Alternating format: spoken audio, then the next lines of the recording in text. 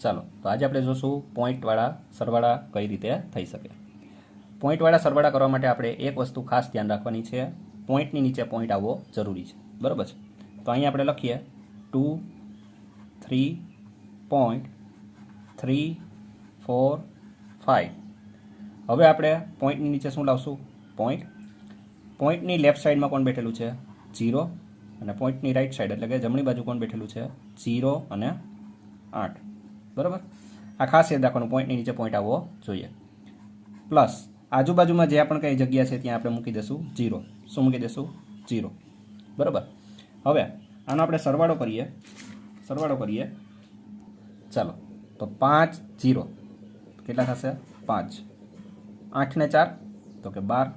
12નું બગડો વધી પડી 1. 3 ને 1 4. 4 0 4.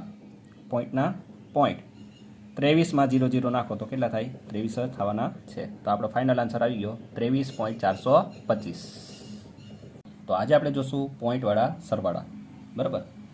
તો દશાંશ સંખ્યાઓના સરવાળા કરવા માટે આપણે એક જ વસ્તુ યાદ રાખવાની છે કે પોઈન્ટની નીચે પોઈન્ટ આવવો જોઈએ. બરાબર છે.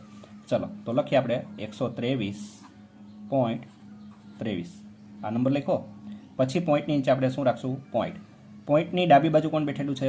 0. પોઈન્ટની જમણી બાજુ કોણ બેઠેલું છે? તો કે 0 3. ફરી પાછું આપણે શું રાખશું? પોઈન્ટની નીચે પોઈન્ટની ડાબી બાજુ કોણ બેઠેલું છે? તો કે 0 2. તો આમ લખવાનું 0 અને 2. આંકડા નીચે આંકડો આવવો જોઈએ. અને પોઈન્ટની જમણી બાજુ કોણ બેઠેલું છે? તો કે 7 અને 2. આપણે શું કરવાનું છે? અહીંયા સરવાળો કરવાનો છે. બરાબર.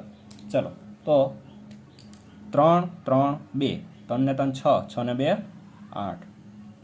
7 ને 2 9. પોઈન્ટના પોઈન્ટ 3 0 0 તો કેટલા આવશે અહીંયા? 3. 2 ને 2 કેટલા થશે? 4. અને 1 ના 1. ક્લિયર? તો આપણો આન્સર કેટલા આવી ગયો? 143.98.